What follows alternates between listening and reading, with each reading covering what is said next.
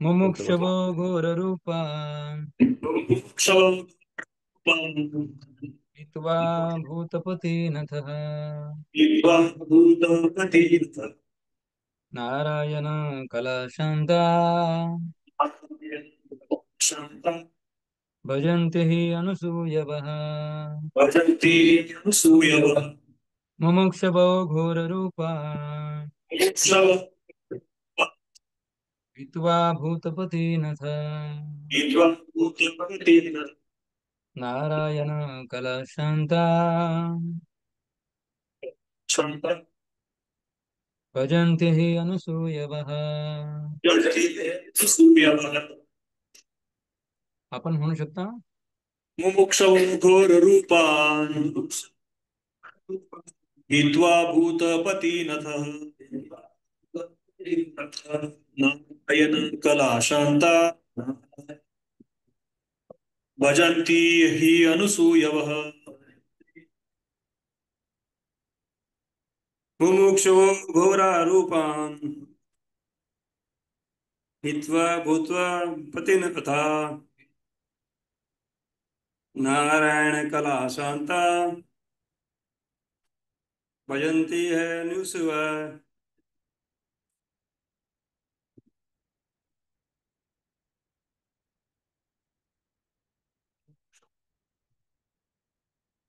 मुमुक्षो घोर रूपान् हित्वा हित्वा भूतपतिनथः नारायण कला शांता भजन्ति यूनसूयवः. मुमुक्षवो घोर रूपा हित्वा भूतपतिनथः नारायण कला शांता भजन्ति अनसूयवः. अजून कोणाला म्हणायचं आहे म्हणू शकता आता जे पैकी कोणाला म्हणायचं असेल तर म्हणू शकता.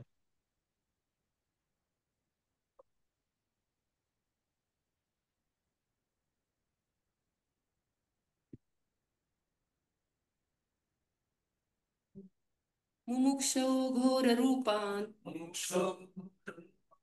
हित्वा भूतपतिनथ नारायण कलः शान्ता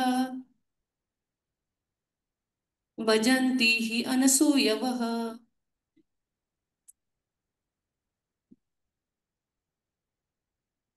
भाषांतर वाचू शकेल कोणी? हरे कृष्ण. भाषांतर. मुक्तीची इच्छा धरणारे निश्चितच निर्मत्सरी असतात आणि ते सर्वांचा सन्मान करतात. तथापि ते देवतांच्या घोर रूपांना नाकारतात आणि आनंदमय भगवान विष्णूंच्याच रूपांची आणि त्यांच्या अंशांची उपासना करतात. तात्पर्य. भगवान श्रीकृष्ण हे विष्णू वर्गातील अधिपुरुष आहेत. ते स्वतःला पूर्णांश आणि विभिन्नांश अशा दोन निरनिराळ्या वर्गात विस्तारित करतात. विभिन्नांश हे सेवक आहेत आणि पूर्णांश विष्णू तत्व हा सेवेचा पूजनीय विषय आहे. ज्या सर्व देवी देवतांना भगवंतांनी अधिकार दिले आहेत ते देखील विभिन्नांश आहेत. विभिन्नांशांच्या ठिकाणी विष्णू तत्वाचे गुण नसतात. विष्णू तत्वे भगवंतांच्या मूळ रूपाप्रमाणे शक्तिशाली आहेत. निरनिराळा काळ आणि परिस्थिती यांचा विचार करून भगवंत शक्तीची निरनिराळी स्वरूपे प्रकट करतात. विभिन्न अंशांची शक्ती मर्यादित असते. त्यांना विष्णू तत्वांप्रमाणे अमर्यादित शक्ती नसते. म्हणून विष्णू तत्वे किंवा भगवान नारायणांचे पूर्णांश यांना कधीही जीवांप्रमाणे विभिन्नांश समजू नये. जर कोणी असे केले तर तो त्याच क्षणी अपराधी होतो. त्याला पाषंडी म्हणतात. कलियुगामध्ये पुष्कळसे मूर्ख लोक दोन्ही वर्गांना समान मानण्याचा घोर अपराध करतात. भौतिक शक्तींशी असणाऱ्या संबंधानुसार विभिन्न अंश हे निरनिराळ्या वर्गात विभागले आहेत आणि त्यातले काही कालभैरव, स्मशान भैरव, शनी, महाकाली आणि चंडिका यांच्यासारखे आहेत. या देवतांची पूजा प्रायः तमोगुणी लोकांकडून केली जाते.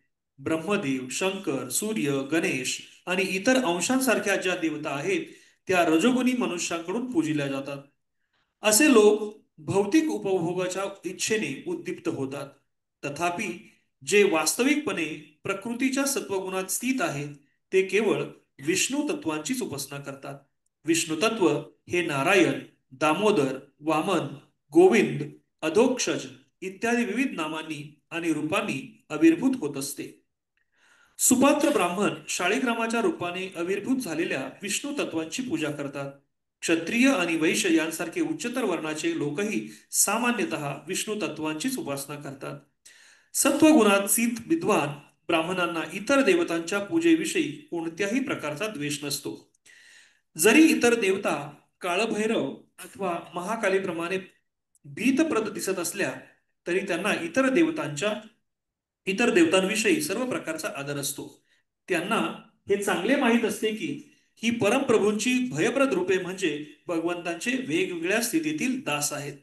तथापि ते भयप्रद आणि आकर्षक अशा दोन्ही प्रकारच्या देवतांच्या स्वरूपाची उपासना नाकारतात आणि विष्णूंच्या रूपांवरच एकचित्त होतात. असे विद्वान ब्राह्मण भौतिक स्थितीतून मुक्त होण्याविषयी अतिशय गंभीर असतात. देवश्रेष्ठ ब्रह्मदेवांच्या स्तरावरील देवता सुद्धा कोणालाही मुक्ती प्रदान करू शकत नाहीत. अमर होण्यासाठी हिरण्यकशिपूने खडतर तपस्या केली, परंतु त्याचे उपास्य देव ब्रह्मदेव इच्छित आशीर्वाद देऊन त्याला संतुष्ट करू शकले नाहीत. म्हणून विष्णू हे एकच मुक्तीपाद अर्थात मुक्तीप्रदाते भगवान आहेत. देवता या प्राकृत जगातील इतर जीवांप्रमाणेच असल्याने या भौतिक रचनेच्या प्रलयाच्या वेळी त्या सर्व नाश पावतात. त्या स्वतःची मुक्ती करून घेण्यास असमर्थ आहेत. तेव्हा त्यांच्या उपासकांच्या मुक्तीविषयी काय बोलावे. देवता आपल्या उपासकांना काही अनित्य लाभ प्रदान करू शकतात, परंतु परम लाभ नाही. याच कारणासाठी मुक्तीची इच्छा बाळगणारे अध्यात्मवादी मनात देवतांविषयी कोणत्याही प्रकारचा अनादर नसतानाही स्वेच्छेने त्यांची उपासना नाकारतात. हरे कृष्ण. जय श्रील प्रभुपाद की जय. तस्य ज्ञानाञ्जनशलाकया चक्षुरुन्मिलितं येन तस्मै श्रीगुरवे नमः. श्रीचैतन्यमनोभीष्टं स्थापितं येन भूतले स्वयं रूपकदा मह्यं ददाति स्वापदान्तिकं. वन्देऽहं श्रीगुरोः श्रीयुतापदकमलं श्रीगुरोः वैष्णवांश्च. श्रीरूपं साग्रजातं सहगणा रघुनाथान्वितं तं सजीवं साद्वैतं सावधूतं परिजनासहितं कृष्णचैतन्यदेवं श्रीराधा कृष्णपादान् सहगणा ललिता श्रीविशाखान्वितं च. जगत्पते कान्त नमोऽस्तुते. तप्तकाञ्चन गौराङ्गी राधे वृन्दावनेश्वरी वृषभानुसुते देवी प्रणमामि हरिप्रिये. वाञ्छाकल्पतरुभ्यश्च कृपा सिन्धुभ्य एव च पतितानां पावनेभ्यो वैष्णवेभ्यो नमो नमः. नमो ॐ विष्णुपादाय कृष्णप्रेष्ठाय भूतले श्रीमते भक्तिवेदान्त स्वामिनिति नामिने. नमस्ते सारस्वते देवी गौरवाणी प्रचारिणे निर्विशेष शून्यवादी पाश्चात्यदेशतारिणे. जय श्री कृष्ण चैतन्य प्रभु नित्यानंद श्री अद्वैत गदाधर श्रीवासादि गौर भक्त वृंद. हरे कृष्णा कृष्णा कृष्णा हरे हरे हरे राम राम राम हरे हरे.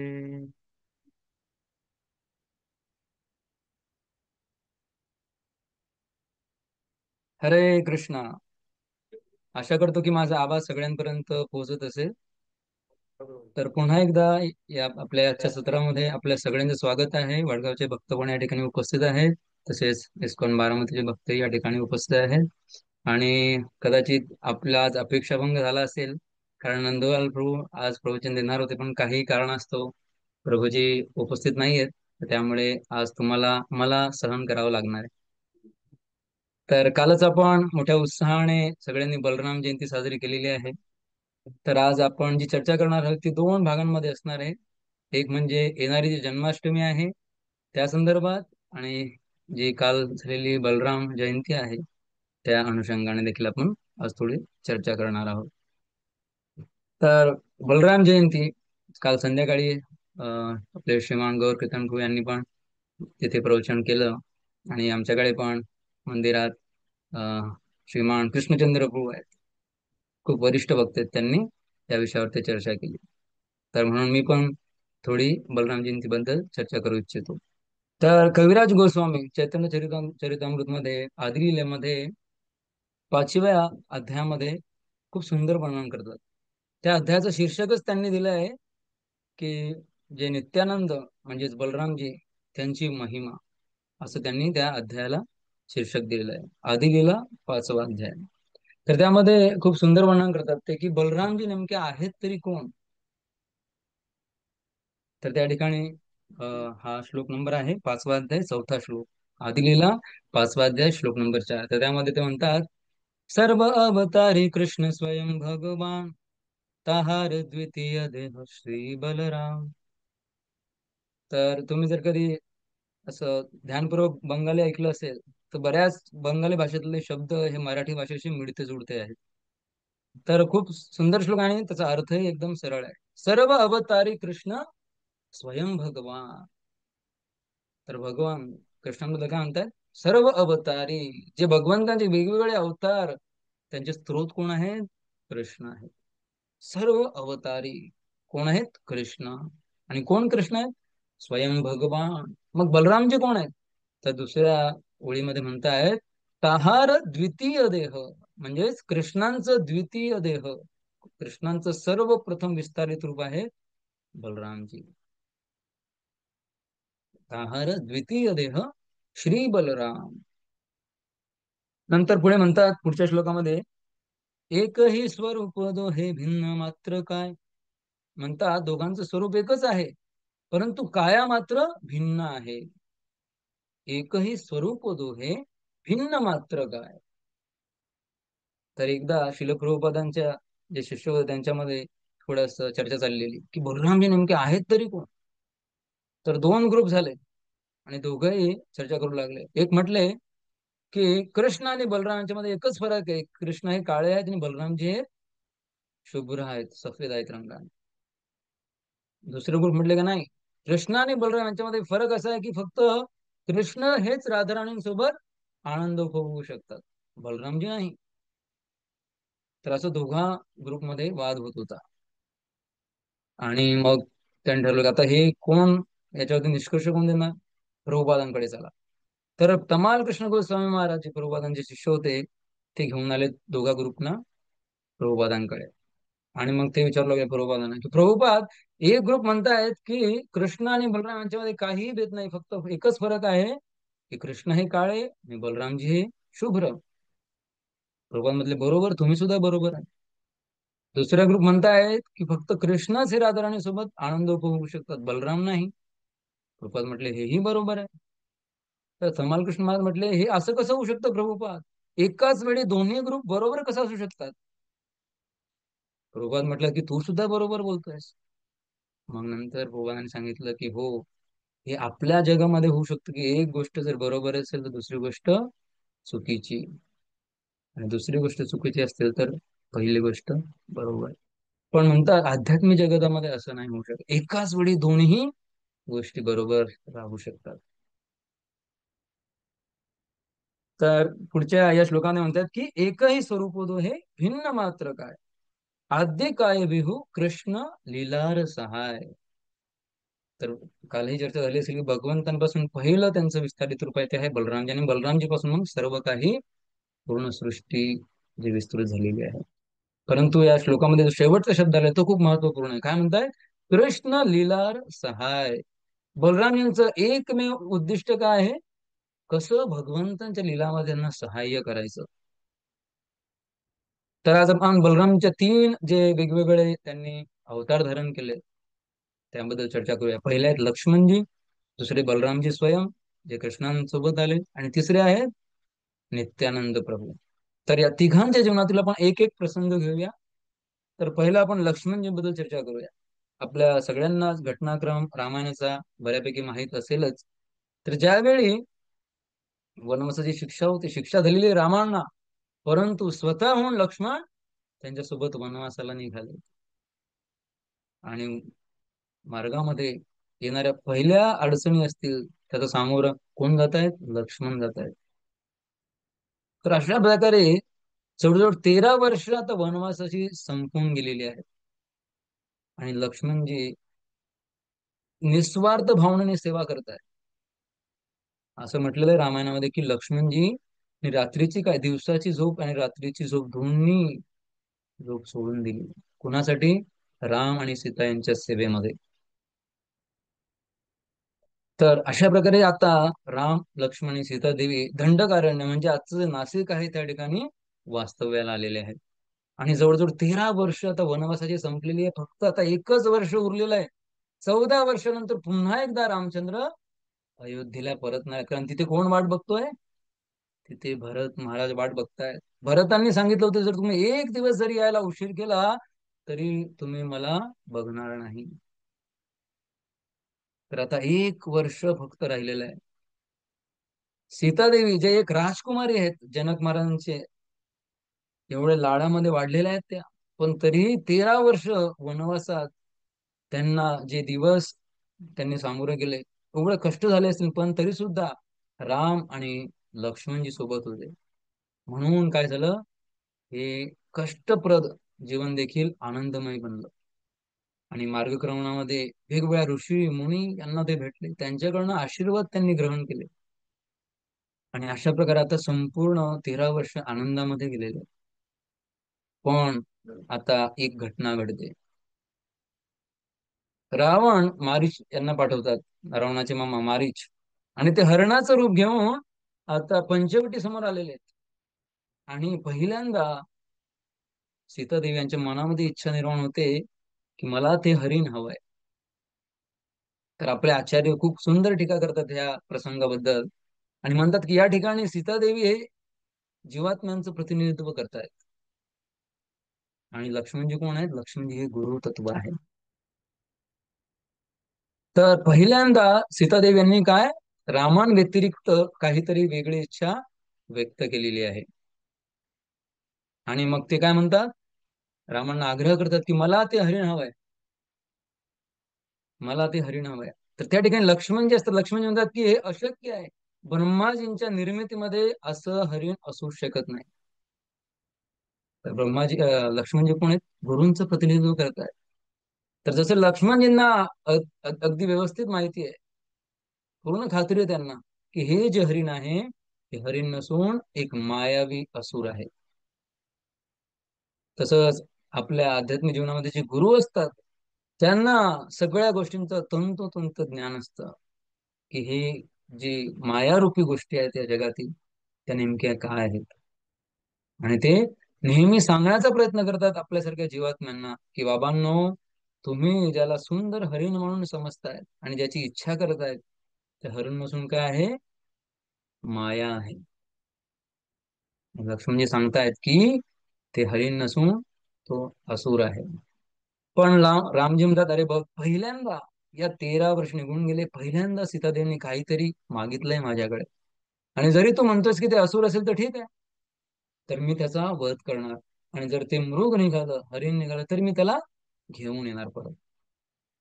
आणि मग अशा प्रकारे राम तिथून निघून जातात. पण जाण्या अगोदर लक्ष्मणाला सांगतात की आता तुझं कर्तव्य आहे की सीतादेवींचं रक्षण करायचं. जोपर्यंत मी परत येत नाही तोपर्यंत तुला इथे राहायचंय.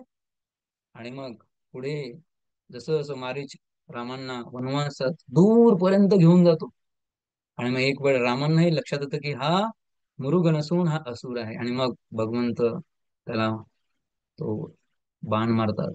परंतु मरता मरता मारीच काय करतो, रामांच्या आवाजामध्ये हे लक्ष्मण, हे सीते, अशा प्रकारे आवाज येतो. हा आवाज जातो सीतादेवी यांच्या कानावरती. सीतादेवी चिंताग्रस्त होतात आणि लक्ष्मणाला सांगतात की जा, तुझे बंधू संकटामध्ये आहे, त्यांना तुझ्या मदतीची गरज आहे. लक्ष्मणजी ऐकून हसायला लागतात, म्हणतात हे अशक्य आहे. का अशक्य आहे? बघा, थोड्याच दिवसांपूर्वी म्हणजे दंडाकारण्यामध्ये जिथे राहतायत पंचवटीमध्ये, हा प्रसंग घडण्या अगोदर, थोड्या दिवसांअगोदर ज्यावेळी शूर्पणखा आली होती आणि मग तिचं नाक आणि कान लक्ष्मणांनी भेदले, त्यानंतर खर आणि दूषण आले होते. किती राक्षसांसोबत? 14,000 राक्षसांसोबत. आणि त्यावेळी रामांनी एकट्याने 14,000 राक्षस आणि खर दूषण यांचा वध केला होता. तर लक्ष्मणजी म्हणतात की सीतादेवी, तुम्ही हे विसरलात का? म्हणतात की संपूर्ण जग जरी एका बाजूला उभं राहिलं आणि एका बाजूला एकटे रामचंद्र असले, तरी सुद्धा त्यांना कोणीही हरू शकत नाही. परंतु इथे सीतादेवी लक्ष्मणावरती क्रोधित होतात आणि सरळ लक्ष्मणांच्या चारित्र्यावर संशय घेतात. विचार करा, आपल्या सोबत जर असं झालं तर आपली मनस्थिती काय असेल? ज्यांची सेवा तुम्ही अहोरात्र 13 वर्ष निस्वार्थ भावनेने सेवा केली, आणि त्या सीतादेवी लक्ष्मणांना काय बोलताय? सरळ सरळ त्यांच्या चारित्र्यावरती संशय घेतायत. आणि मग लक्ष्मणजी म्हणतात की ठीक आहे, जर तुमची इच्छा असेल तर मी इथून जाणार, परंतु मला खात्री आहे की ज्यावेळी मी परत येईल त्यावेळी तुम्ही येथे नसणार. आणि मग लक्ष्मण निघून जातात. इथून निघाले, जसे रामांकडे पोहोचतात, रामांना सुद्धा त्यांच्यावरती राग येतो, प्रचंड क्रोध येतो रामांना. तर राम काय म्हणतात, अरे एक कार्य सांगितलं होतं तुला करायला, ते सुद्धा केलं नाही व्यवस्थित. तर राम त्यांच्या कार्यक्षमतेवरती प्रश्नचिन्ह उठवत आहेत. तर सीतादेवीने चारित्र्यावरती संशय घेतला, रामांनी त्यांच्या कार्यक्षमतेवरती संशय घेतला. काय करावं लक्ष्मणाने? लक्ष्मण संपूर्ण रामायणामध्ये शीघ्रकुपी, लवकर रागतो त्यांना. परंतु या प्रसंगामध्ये बघा लक्ष्मणजी कशा प्रकारे स्वतःला सावरतायत. तर ज्यावेळी सीतादेवी असं कठोर शब्द बोलत होते, लक्ष्मणजींनी विचार केला की सीतादेवी असं बोलतायत, पण का बोलतायत? नेहमी तर असं ते बोलत नाही. माझा 13 वर्षांचा अनुभव, आणि त्या अगोदर अयोध्येमध्ये सुद्धा जवळजवळ 24 वर्ष राहिले, तो सुद्धा अनुभव आहे. सीतादेवी अशा नाहीत, मग आज का ते बोलतायत असे? आपल्याला जर आपण लक्ष्मणांच्या जागी ठेवलं, तर आपण लगेच रागावून सीतादेवींना प्रत्युत्तर दिलं असतं आणि म्हटलं असतं की बस झालं आता, मी चाललो अयोध्येला परत, तुम्ही करा वनवास. परंतु लक्ष्मणजी थोडं थांबतायत, बोलण्याच्या अगोदर थोडं विचार करतायत की सीतादेवी असं का बोलतायत. मग ते विचार करताना म्हणतात की बरोबर आहे, सीतादेवी बोलतात कारण रामांप्रती त्यांचं असणारं प्रेम एवढं प्रचंड आहे की त्या प्रेमापोटी त्यांच्या तोंडून हे कठोर शब्द निघतायत. आणि ज्यावेळी राम लक्ष्मणांना म्हणतायत की तुझ्या कार्यक्षमतेवर तू एक कार्य सुद्धा व्यवस्थित करू शकत नाही, तेव्हा सुद्धा लक्ष्मणजी विचारतात की राम असं का बोलताय? कारण त्यांना सीतादेवींची काळजी आहे म्हणून त्यांच्या तोंडून हे कठोर शब्द निघतात. म्हणून ह्या प्रसंगामध्ये लक्ष्मणजी काहीही प्रत्युत्तर देत नाहीयेत. तर आपल्या जीवनामध्ये पण बऱ्याच वेळा असे प्रसंग होतात की एखादे चांगले भक्त असतील, नेहमी अगदी व्यवस्थित बोलतात, परंतु अचानक एखाद्या दिवशी एकदम कठोर शब्द ते बोलतात आणि आपल्याला वाटतं अरे हे असे काय भक्त आहेत, आणि आपण कदाचित आपलं नातं त्यांच्यापासून तोडून टाकू शकतो केवळ त्या एका प्रसंगामुळे. परंतु जसं लक्ष्मणजींनी या ठिकाणी विचार केला की नाही, कदाचित यामागे काही कारण असायला हवं, आणि लक्ष्मणजी सीतादेवी यांच्याबद्दल गैरसमज करून घेत नाही किंवा रामांप्रती गैरसमज करून घेत नाही. तसंच आपल्या जीवनामध्ये पण ही गोष्ट आपण शिकू शकतो की आपल्या जीवनात जरी असा प्रसंग आला, तर आपण सुद्धा त्या समोरच्या भक्तांबद्दल असा विचार करायला हवा की हो, कदाचित काहीतरी घटना यांच्या आयुष्यात घडली असेल आणि म्हणून आज हे अशा प्रकारे वागतायत. आणि आपले आचार्य अजून एक आपल्याला या ठिकाणी एक शिकवण देऊ इच्छितात. ते म्हणतात की सीतादेवी यांच्यासोबत राम होते, स्वतः राम 13 वर्ष आणि लक्ष्मणजी सुद्धा होते, आणि त्यामुळे त्यांचे 13 वर्ष अतिशय सुखरूप आनंदामध्ये गेले. परंतु ज्या क्षणी त्यांनी रामांना सोडून इतर गोष्टींची इच्छा केली, आणि त्यामुळे काय झालं, राम जीवनातून निघून गेले. तर ज्यावेळी जीवात्मा, आपल्यासारखे जीवात्मा जे या भौतिक जगामध्ये आहेत, आपण रामांना सोडून, कृष्णांना सोडून दुसऱ्या गोष्टींची इच्छा करतो, त्यावेळी काय होतं, आपल्या जीवनातून कृष्ण निघून जातात.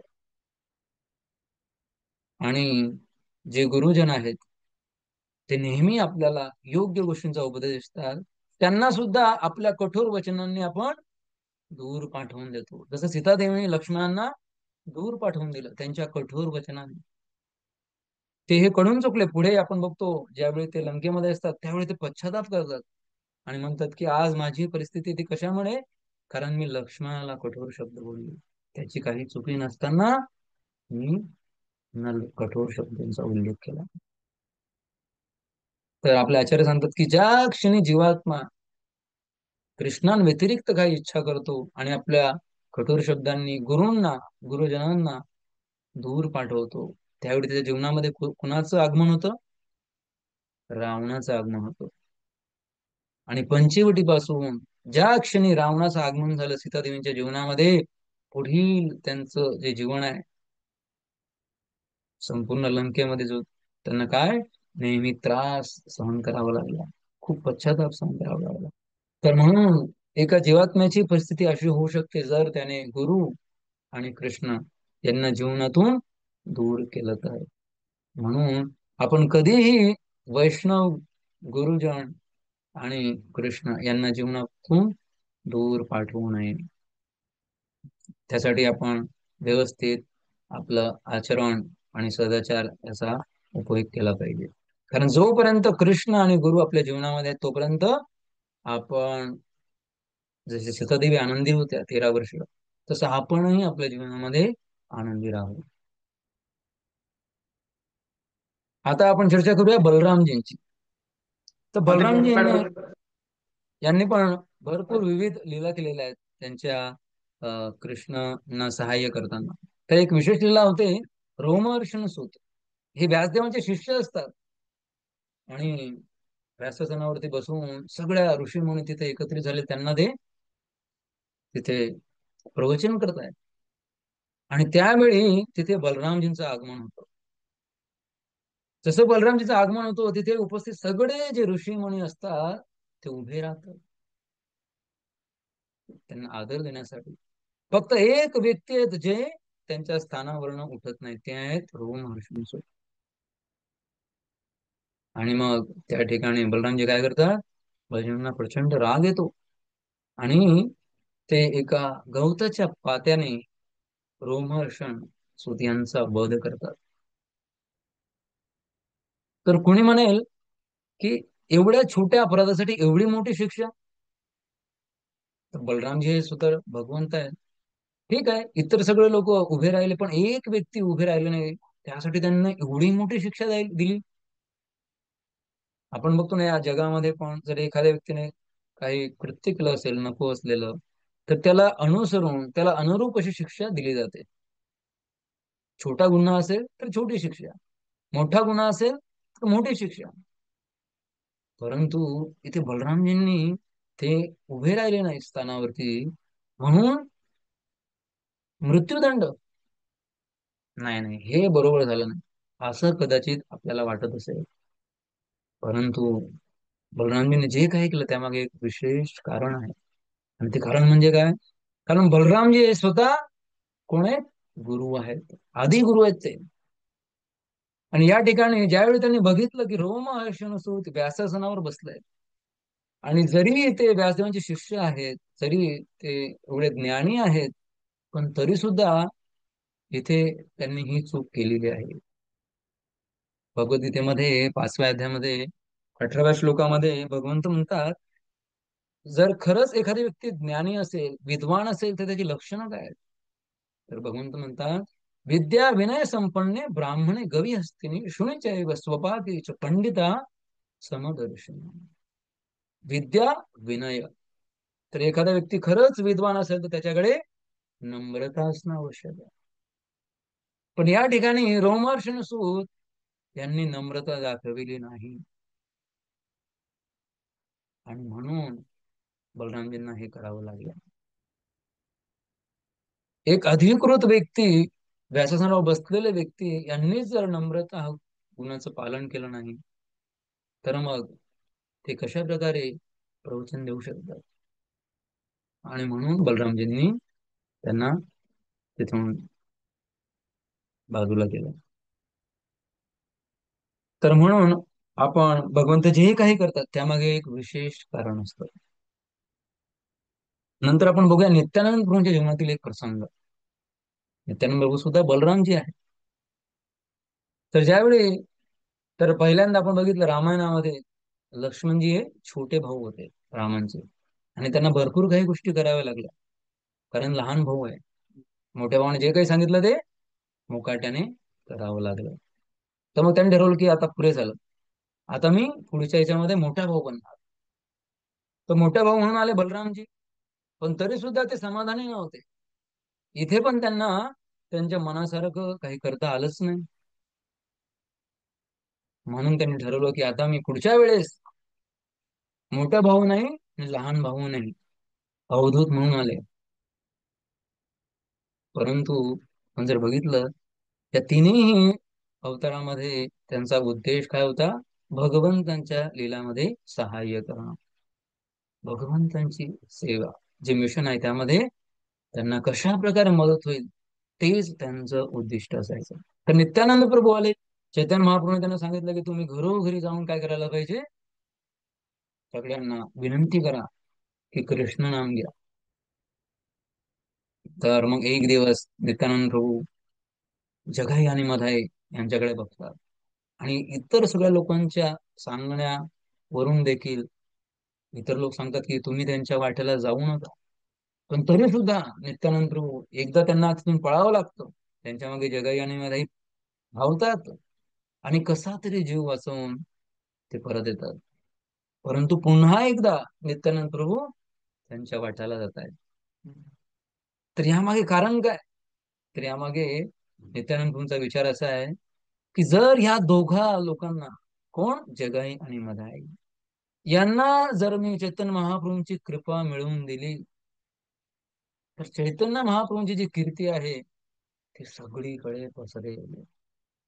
आणि म्हणून जरी त्यांना लोकांनी सांगितलं की नाही तुम्ही जाऊ नका, तुम्हाला इजा होऊ शकते, तरी नित्यानंद ठरवलं की नाही, मी जाणार. कारण त्यांचा उद्देश काय होता?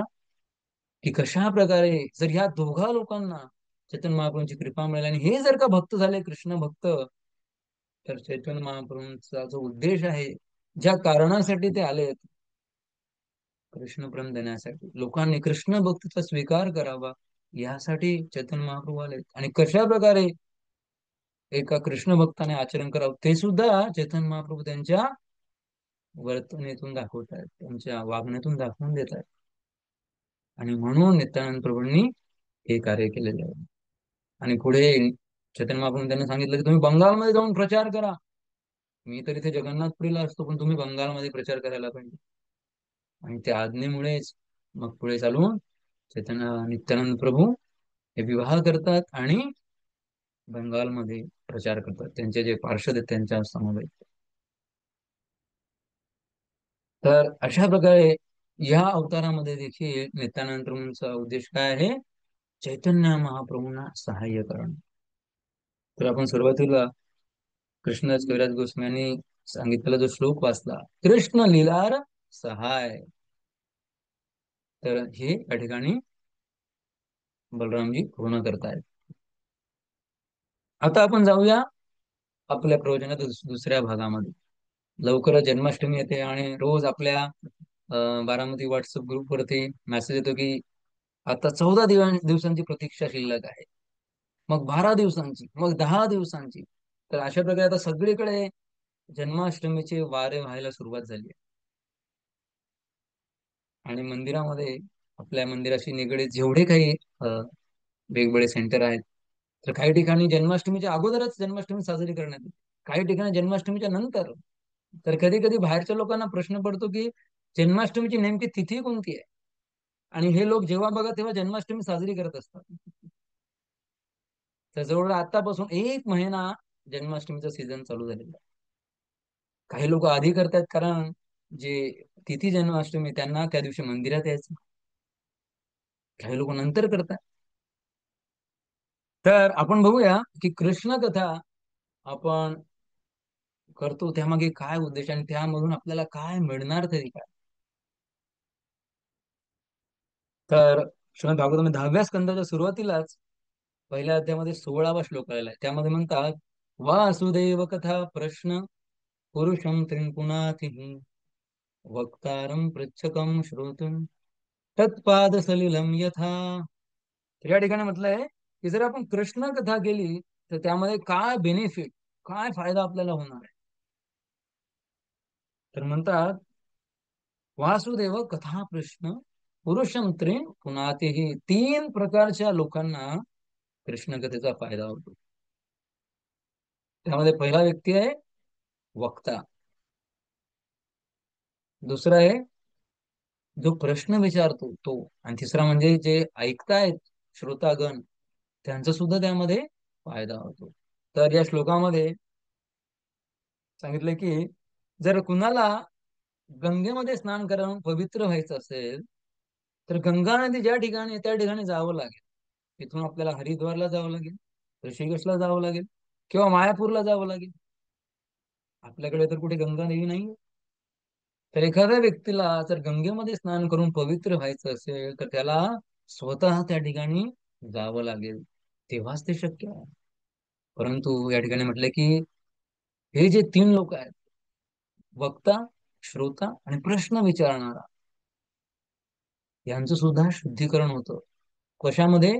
कृष्ण कथारूपी जी गंगा आहे त्या गंगेमध्ये जर यांनी स्नान केलं तर यांचं सुद्धा शुद्धीकरण होणार. पुरुषंत्रेण पुनातीही. तर म्हणून आपण कृष्ण कथा ऐकायला पाहिजे. तर या ठिकाणी श्रीमद भागवतमच्या 10व्या स्कंदामध्ये ज्यावेळी प्रसंग येतो की नंद आणि इतर जे गोप आहेत किंवा जे ब्रजवासी आहेत ते सुद्धा कृष्ण कथा करायचे. तर श्लोक होतो त्या ठिकाणी, इति नंदादय गोपा कृष्ण राम कथा मुदा कुर्वन्तो रममानश्च नविंदम भव वेदना. तर हा 10व्या स्कंदातील 11वा अध्याय, श्लोक नंबर 58, त्याचं मी वाचन केलेलं आहे. तर या ठिकाणी खूप विशेष गोष्ट घडते. तर म्हणतायत, इति नंदादय गोपहा, नंद महाराज आणि इतर जे गोप आहेत ते चर्चा करत आहेत. कशाबद्दल? कृष्ण राम कथा मुदा. आपण सुद्धा आपल्या जीवनामध्ये चर्चा करतो, पण आपल्या चर्चेचे विषय काय असतात? कृष्ण कथा ही कथा, बाकी सब व्यथा. आपल्या जीवनामध्ये जी चर्चा असते ती काय असते? व्यथा. अहो काय सांगू, इकडे असं झालं, अहो तिकडे असं झालं, आमचे नातेवाईक त्यांच्या घरी अशी घटना घडली. तुम्ही न्यूजपेपर बघा, न्यूज चॅनल बघा, सगळीकडे काय चालली आहे? फक्त व्यथा, व्यथा आणि व्यथा. परंतु इथे काय चाललंय? ते कोणाबद्दल चर्चा करतायत? कृष्ण राम कथा मुदा. मुदा म्हणजे काय? आनंदाने. मग याच्यामुळे काय होणार? कुर्वंतो रममानस्य न विंदम भववेदना. तर म्हणतात या ठिकाणी की असं केल्यामुळे, काय केल्यामुळे?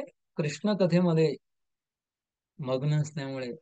आता बघा, वृंदावनामध्ये ज्या क्षणापासून कृष्ण आले तेव्हापासून वृंदावनामध्ये विपदा येणं सुरू झालं,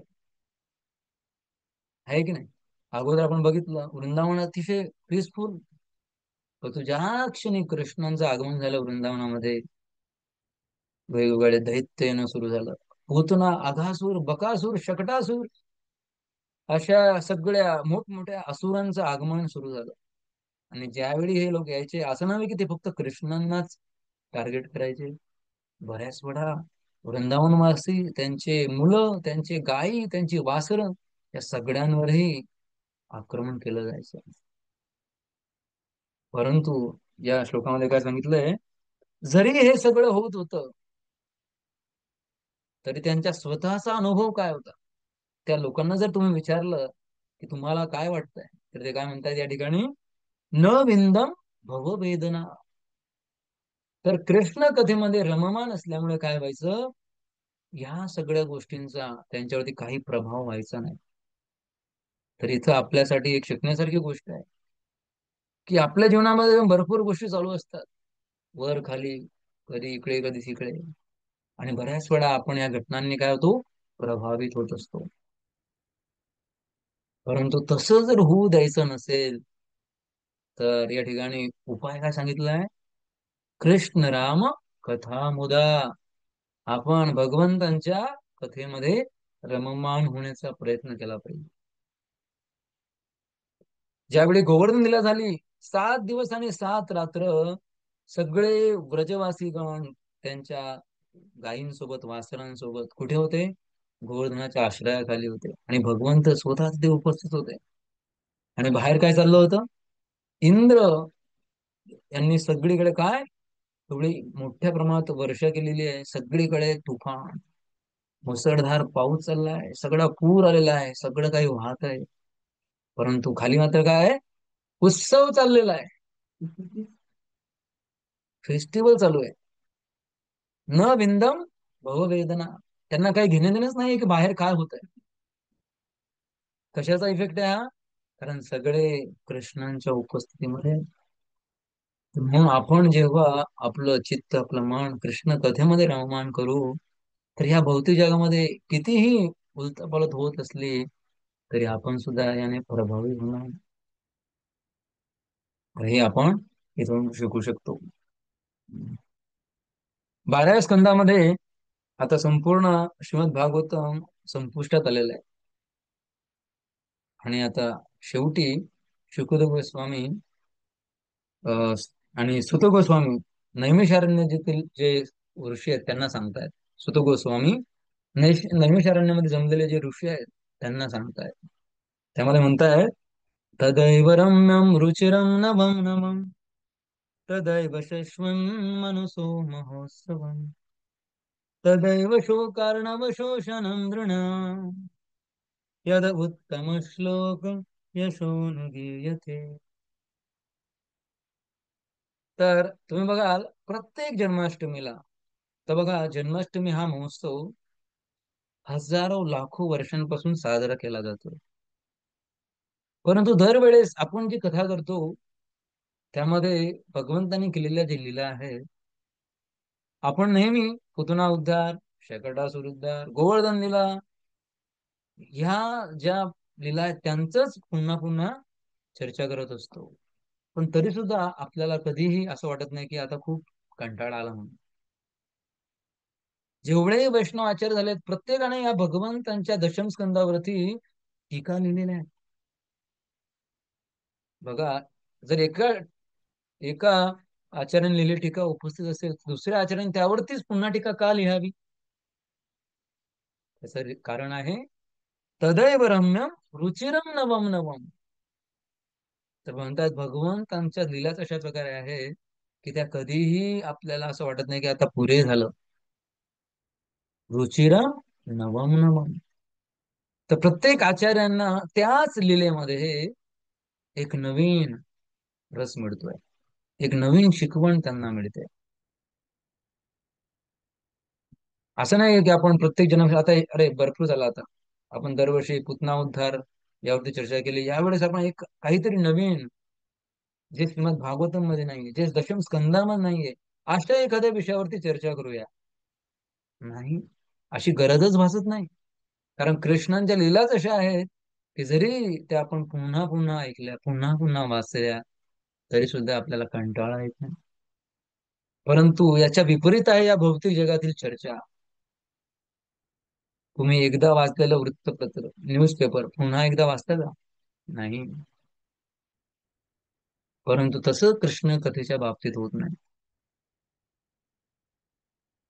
तदैव शश्वन मनसो महोत्सवम. काय म्हणतायत की मनासाठी कृष्ण कथा वाचणं, ऐकणं हे काय महोत्सव आहे, फेस्टिवल आहे. तर श्रील प्रभुपादांनी आपल्याला एवढे सारे फेस्टिवल दिले आहेत. आणि प्रत्येक फेस्टिवलला आपला एक अविभाज्य घटक काय आहे? श्रवण करणं. तर हे मनासाठी काय आहे?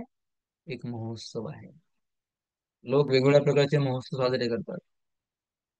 वेस्ट मध्ये जर आपण बघितलं, पाश्चिमात्य देशामध्ये वेगवेगळे कारण काय, सेलिब्रेशनसाठी काहीतरी हेतू हवाय, काहीतरी निमित्त हवाय, म्हणून लोक वेगळ्या प्रकारचे उत्सव साजरे करत असतात. परंतु आपण भगवंतांना केंद्रस्थानी ठेवून उत्सव साजरे करतो. लोक लोक देखील उत्सव साजरे करतात, परंतु त्यांचा केंद्रस्थान भगवंत नसतात. त्यांचा केंद्र कोण असतो? ते स्वतः. मला उपभोग घ्यायचा आहे म्हणून एक उत्सव साजरा करायचा आहे. परंतु आपला उत्सव साजरा करणं हे त्यापेक्षा वेगळं आहे. बाहेरचे लोक उत्सव साजरे करून त्यामधून काय प्राप्त करून घेऊ शकतात? काही नाही. फक्त पैसा खर्च करतील आणि त्यामध्ये काय होईल? समाधान त्यांना मिळणार नाही. परंतु कृष्णा कथेमध्ये असं होत नाही. तर म्हणून म्हणताय मनसो महोत्सव. आणि म्हणताय तिसऱ्या ओळीमध्ये म्हणताय तदैव शोकार्णव शोषणम नृणां. शोक अर्णव, अर्णव म्हणजे काय? सागर, समुद्र. त्या ठिकाणी शोकांचा समुद्र असं म्हटलं गेलंय. तर भौतिक जगातील जे जीव आहेत त्यांच्या जीवनामध्ये जो शोक आहे त्या शोकाचं प्रमाण किती आहे? शोक अर्णव, शोकाचा समुद्र आहे. बापरे. शोक म्हणजे शोकाचं डबकं नाहीये, शोकाचा समुद्र म्हटलेला आहे. तर विचार करण्यासारखी गोष्ट आहे. शोकाचा समुद्र आहे, मग याचा उपाय काय आता? तर त्यासाठी उपाय काय आहे? कृष्ण कथा. काय होईल? शोकार्णव शोषण. जसं पावसाळ्यामध्ये छोटी छोटी डबकी असतात आणि जर प्रखर सूर्याचं तेज आलं तर काय होतं? ते सगळं पाणी सूर्यदेव शोषून घेतात. अगदी तसंच होतं आपल्या जीवनामध्ये जर का आपण कृष्ण कथेचा सहारा, कृष्ण कथेचं श्रवण केलं. शोकार्णव शोषणम नृणाम्. श्रीमद भागवताच्या तिसऱ्या स्कंदामध्ये कपिल देव आपल्या आईंना, देवहूती मातांना उपदेश करताना म्हणतात, हा संहरेर अवनिता खिल लोक तीव्र शोकाश्रुसागर विशोषण मत्युदारम संमोहनाय रचितम निजमाययास्य भ्रूमंडलम मुनिकृते मकरध्वजस्य. तर या श्लोकामध्ये देखील पुन्हा एकदा शोकाश्रू हा शब्द आलेला आहे. तर म्हणतायत या ठिकाणी कपिल देव आपल्या आईंना उपदेश करतात. कपिल मुनी आपल्या आईंना उपदेश करतात कशा प्रकारे एक भक्ती योगीने काय करायला पाहिजे. भगवंतांचं जे मुख कमळ आहे, विशेष करून त्यांचं हास्य, याच्यावरती मन एकाग्र करण्याचा प्रयत्न केला पाहिजे. हासम हरेर अवनित हिल लोक तीव्र शोकाश्रु सागर विशोषण तुदारम. म्हणतायत की भगवंतांचं हसणं याच्यावर जरी आपण चित्त एकाग्र केलं तर त्याने काय होईल? शोकाश्रु सागर विशोषण मत्युदारम. आपल्या जीवनातील जेवढाही शोक असेल तो भगवंत हिरावून घेऊ शकतात. परंतु त्यासाठी काय करायला लागेल? आपल्या कानांना कृष्ण कथा द्यावी लागेल. आणि शेवटच्या ओळीमध्ये म्हणतायत यद उत्तम श्लोक यशोनु गीयते. भगवंताचं एक नाव आहे उत्तम श्लोक. तर या जगातही भरपूर यशस्वी लोक आहेत, परंतु त्यांच्या यशाचं आपण जर गान करायचं म्हटलं तर किती वेळ आपण त्यांच्या यशाची कीर्ती करू शकतो? बऱ्याच वेळा प्रवचनाच्या सुरुवातीला जे वक्ते असतात त्यांचं इंट्रोडक्शन दिलं जातं की आज अमुक अमुक आमचे वक्ते आहेत, त्यांचं शिक्षण अशा प्रकारे झालेलं आहे, ते अशा प्रकारे कार्यभार सांभाळतायत, भरपूर सेवा करतायत आणि अशा प्रकारे झालं इंट्रोडक्शन, संपलं. परंतु जर भगवंतांचं यशोकीर्तन इंट्रोडक्शन द्यायचं म्हटलं तर काय होईल? प्रवचन सुरू होणार नाही. कारण इंट्रोडक्शन भगवंताचं एवढं मोठं आहे की ते संपता संपणार नाही. आणि आपले बलरामजी संकर्षण, असं म्हणतात शास्त्रामध्ये वर्णन आलेलं आहे की अनंत शेष त्यांच्या अनंत फणांनी, अनंत मुखांनी भगवंतांचं यशोगान करतायत. भगवंतांचे जे गुण आहेत, लीला आहेत, त्यांचं वर्णन करतायत. परंतु अजून सुद्धा त्यांचं यशोगान संपलेलं नाहीये. कारण इथं विषय वस्तू कोण आहे? विषय व्यक्ती कोण आहे? भगवंत स्वतः आहे. तर या श्लोकामध्ये जे बोलायला येतात यश म्हणून गिर्यते, तर या जगामधील सर्वात आपण म्हणू शकतो यश कुणी मिळवलं असेल आणि यशाची ख्याती जर कुणाची असेल तर ते आहेत भगवंत. पण अजून सुद्धा भगवंतांचं यश करण्याचं जी वर्णन करण्याचं जे चालू आहे ते अजून सुद्धा संपलेलं नाही. शास्त्रामध्ये तर असं पण म्हटलेलं आहे की कदाचित एखाद्या व्यक्तीने प्रयत्न केला तर या जगामध्ये असणारे धुळीचे कण कदाचित तो मोजू शकेल, कदाचित. असं तेही शक्य नाही. परंतु कदाचित समजा एखाद्या व्यक्तीकडे खूप मोठी सिद्धी आहे आणि त्याने जरी प्रयत्न केला आणि त्याला कदाचित यश मिळू शकेल या पृथ्वीवर असणाऱ्या एका एका कणाला त्यांची गिनती होऊ शकेल, परंतु भगवंतांच्या गुणांचं वर्णन होऊ शकत नाही. तर असे आपले भगवंत आहेत. तर म्हणून या जगातील तथाकथित लोकांचा यश गुणगान करण्यापेक्षा आपण भगवंतांचं गुणगान का करू नये, कारण तसं करण्यामध्ये आपला फायदा आहे. बघा, हे या ठिकाणी जे सोल्युशन दिलं गेलंय आपल्याला की आपल्या जीवनातील दुःख आहे, विपदा आहे, त्याच्यापासून प्रभावी व्हायचं नसेल तर कृष्ण कथा आहे का, हे ऐकायला खूप सोपं वाटतं आपल्याला, यावरती कदाचित विश्वास होणार नाही. आपल्याला काय वाटेल, नाही नाही, एखादी समस्या आली तर ती समस्या सोडवण्यासाठी आपण प्रयत्न केला पाहिजे, प्रॅक्टिकल काहीतरी करायला पाहिजे. परंतु आपल्या आचार्यांनी काय सांगितलंय, ठीक आहे प्रॅक्टिकल जे आहे ते करा तुम्ही, त्याला विरोध नाही, परंतु सगळ्या समस्या आपण सोडवू शकतो का? एका प्रवचनामध्ये मी ऐकत होतो, त्या एकाने प्रवचनकार सांगत होते की आपल्या जीवनातल्या प्रत्येक समस्या या सोडवण्यासाठी नसतात. म्हणजे याचा अर्थ काय होतो, बऱ्याच ज्या समस्या असतात ते आपल्याला सहन कराव्या लागतात, त्यांचं कधीही उत्तर आपल्याला मिळत नाही. तर म्हणून या ठिकाणी आपण काय करायला पाहिजे, भगवंतांच्या यांचं श्रवण करायला पाहिजे. तर भगवंत हे असे व्यक्ती आहेत कृष्ण की त्यांच्या संपर्कामध्ये कोणीही कशाही प्रकारे आला तरी त्या व्यक्तीचं मंगल झाल्याशिवाय राहत नाही. आपण शासनामध्ये बघतो दशम स्कंदामध्ये एवढे सगळे असुरांचं वर्णन आहे, ते सुद्धा कृष्णांकडे आले, पण त्यांची भावना काय होती, अनुकूल होती की प्रतिकूल होती? प्रतिकूल भावना होती. त्यांचा हेतू होता कृष्णांना मारण्याचा, परंतु त्यांचं हे देखील मंगल झालेलं आहे. दशम स्कंदामध्ये अं, यावेळी ज्यावेळी रासू यज्ञ केला जातो, युधिष्ठिर महाराज रासू यज्ञ करतात आणि त्यामध्ये कृष्णांना सुद्धा बोलवलं जातं आणि कृष्णांना अग्र पूजेचा मान दिला जातो.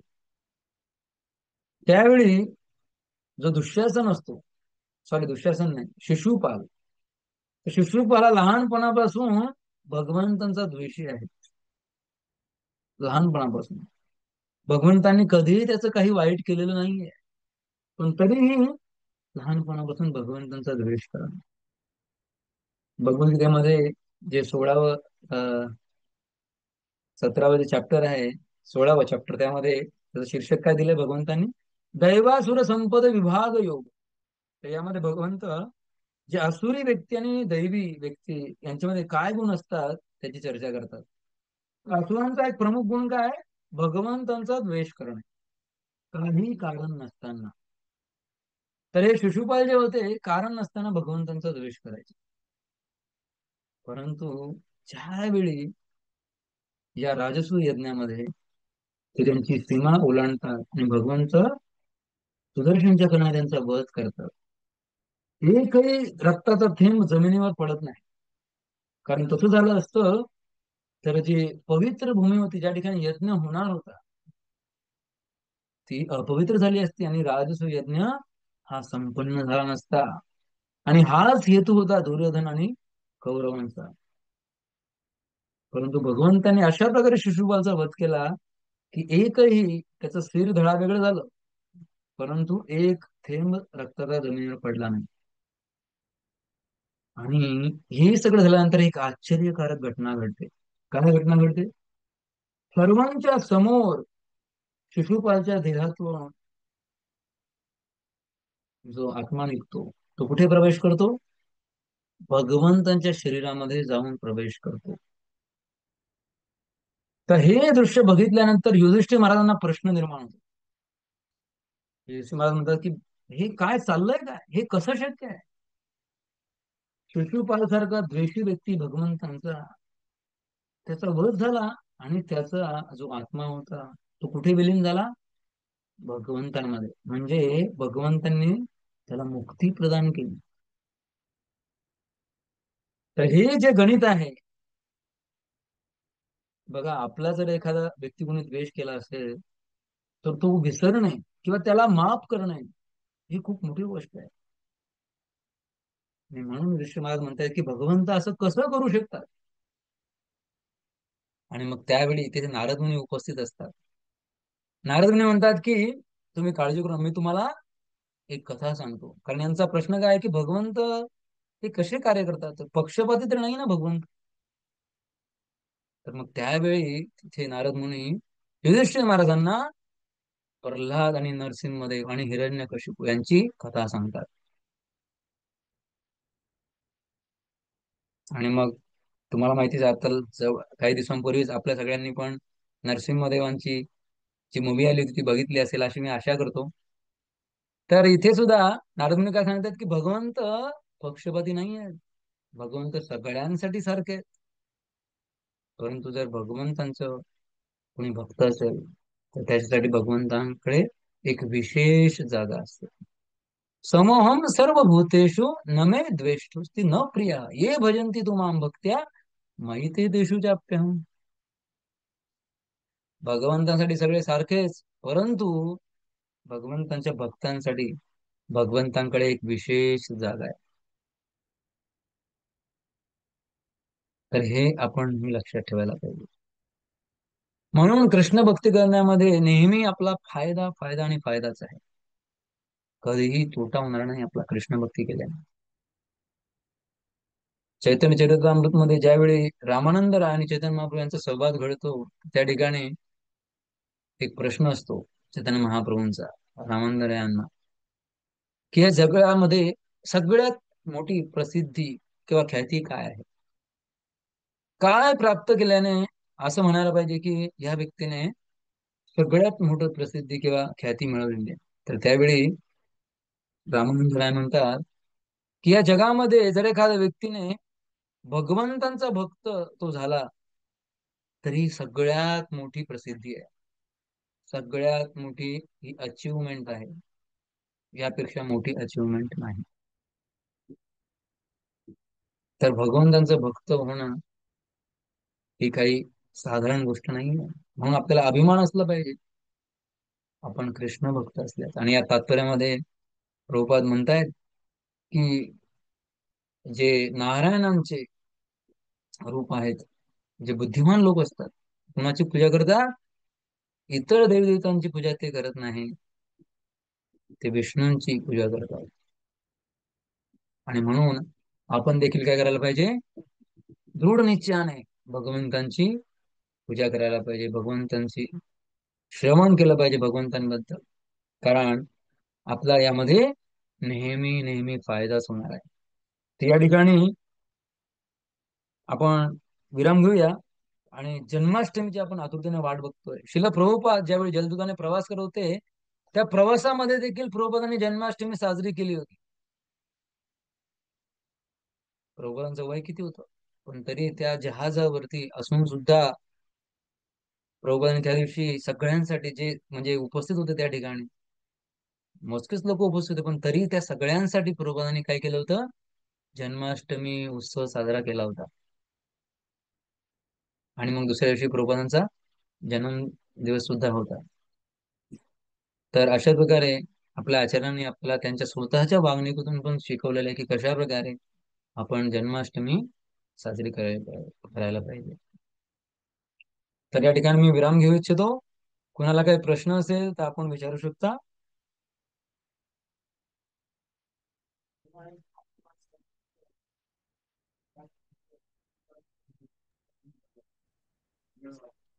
हरे कृष्ण. प्रभुजी, थँक्यू हरे व्हेरी कृष्ण.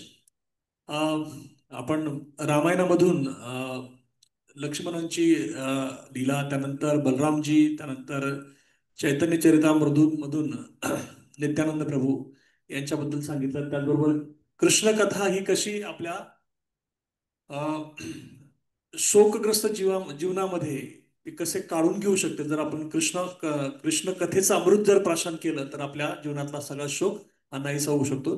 खूप खूप धन्यवाद प्रभूजी. पण आता एक मला प्रश्न विचारायचा होता की जन्माष्टमी येते.